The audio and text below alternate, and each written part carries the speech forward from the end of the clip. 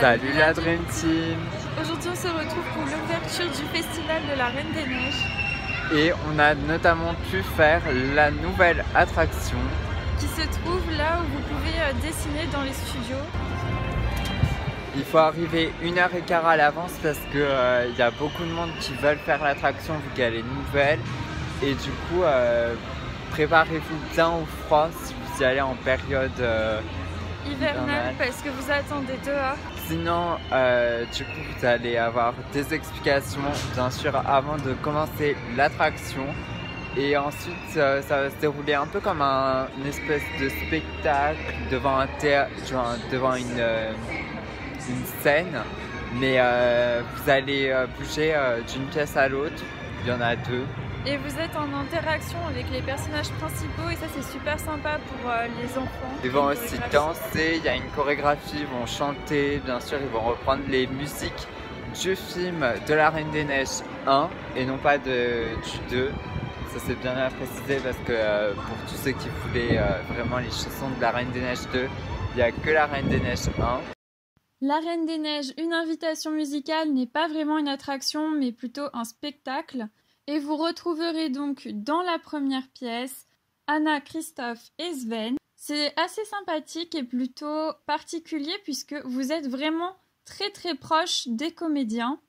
Et puis ce qui est sympa, c'est qu'ils interagissent vraiment avec vous. Ils vous apprennent à faire certains gestes, une chorégraphie que vous pourrez à votre tour reproduire. Ils vous sollicitent tout le temps. C'est plutôt bien pensé. Par contre, pour les enfants, nous vous conseillons vraiment de les mettre tout devant si c'est possible parce que sinon ils ne verront rien. Vous n'êtes pas assis dans ce spectacle, vous êtes debout et malgré que ce soit un petit peu en pente, vous ne pourrez pas vraiment voir les personnages aussi bien derrière que devant. Ce qui est assez impressionnant, c'est la technologie qui a été employée pour cette attraction. Il y a d'énormes jeux de lumière, d'éclairage, d'effets spéciaux, de fumée, et c'est extrêmement novateur.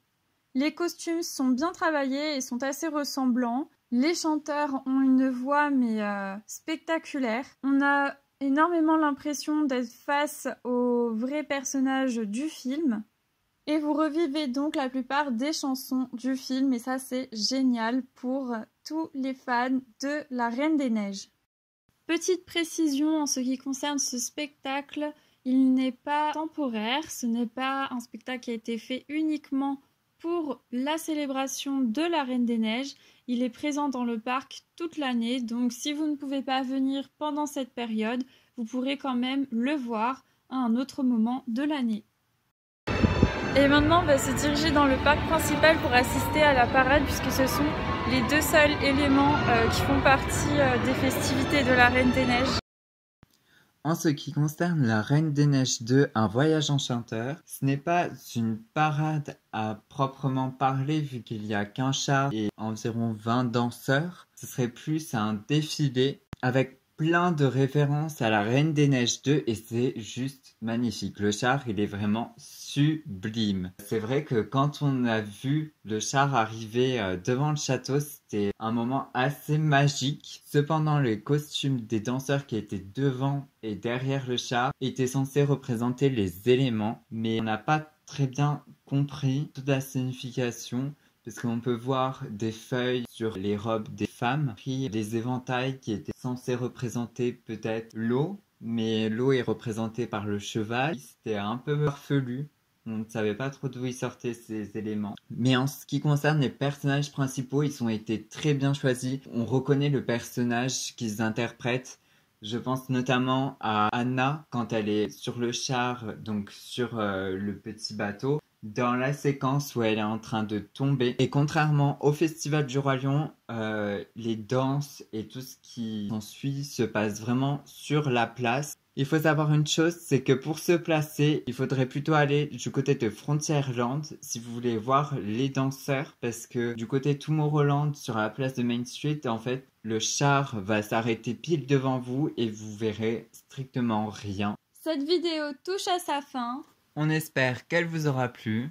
N'hésitez pas à liker cette vidéo et à vous abonner à notre chaîne YouTube, ça nous ferait extrêmement plaisir. Vous pouvez aussi nous laisser des commentaires sur Instagram, vu que pour l'instant, avec la loi du YouTube Kids, nous ne pouvons pas vous mettre les commentaires. Mais vous pouvez toujours vous abonner à notre chaîne YouTube. Nous sommes ravis de vous avoir toujours à nos côtés. Et on se dit à bientôt pour de nouvelles aventures.